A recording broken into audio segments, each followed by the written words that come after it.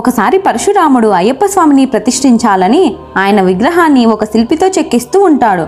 కానీ శిల్పి పొరపాటుగా ఆ విగ్రహాన్ని నోటి మీద వేలు వేసుకున్నట్టు చెక్కేస్తాడు. వెంటనే తను చేసిన పొరపాటును పరశురాముడికి చెబుతాడు ఆ శిల్పి. ఆ విగ్రహాన్ని చూసిన పరశురాముడికి అయ్యప్ప స్వామి ఏదో ఆలోచిస్తున్నట్లు అర్థమయ్యింది. పరశురాముడు ఇదంతా దైవాదేశం, భవిష్యత్తులో జరిగే సంఘటనలకు ఈ విగ్రహం ఒక ప్రతీక, సనాతన ధర్మంలో ఒక పెద్ద సమస్య రాబోతుంది, ఎవరైతే ఆ సమస్యకు పరిష్కారం చెబుతారో అప్పుడు ఈ విగ్రహం యథారూపానికి వస్తుంది అని చెబుతాడు పరశురాముడు. ఇక ఆ విగ్రహాన్ని అలానే ప్రతిష్ఠిస్తాడు.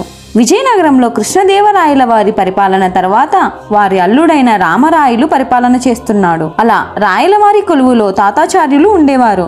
ఆయన వీర వైష్ణవులు, ఎప్పుడూ శివుడిని అవమానిస్తూ విష్ణువుని కీర్తిస్తూ ఉండేవాడు. అలాగే వారి కొలువులోని ఇంకొక సభ్యుడైన అప్పయ్య దీక్షితుల వారు పరమశైవుడు అయినా సరే దేవతలందరినీ సమానంగా కొలిచేవాడు. ఒకసారి రాయలవారు ఒక యాత్ర చేస్తూ తాతాచార్యులని అప్పయ్య దీక్షితులని వారితో తీసుకొని కాంచీపురానికి వెళతారు.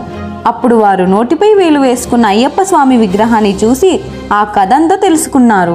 రాయలవారు తాతాచార్యులను ఈ విగ్రహం ఎందుకు అలా ఆలోచిస్తూ ఉందో చెప్పమంటాడు.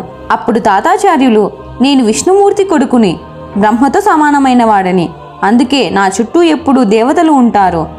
కానీ నేను శివుడికి కూడా కొడుకునే, అందుకే భూత ప్రేతాలు కూడా నా చుట్టూ ఉంటాయి, ఏమిటో ఈ కర్మ అని అంటాడు.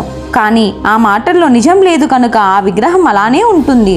ఇప్పుడు అప్పయ్యాచార్యులను చెప్పమంటాడు.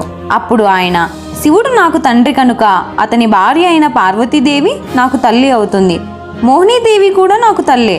కానీ మోహినీదేవి విష్ణుమూర్తి అవతారం కదా, మరి ఆయన భార్య లక్ష్మీదేవి నాకు ఏమి అవుతుంది, నా తల్లి భార్య నాకు ఏమవుతుంది అని ఆలోచిస్తూ అయ్యప్ప స్వామి ముక్కుపై వేలు వేసుకున్నారు అని చెప్పగానే ఆ విగ్రహం యథారూపానికి వచ్చింది. అలా వారిద్దరిలో అప్పయ్యాచార్యుల వారి సమాధానంలో నిజం ఉంది కనుక స్వామి యథారూపానికి వచ్చారు. తాతాచార్యుల వారు శివుడిని అవమానిస్తూ మాట్లాడినందుకు అతను చేసిన తప్పును తెలుసుకొని స్వామిని క్షమించమని కోరుకుంటాడు.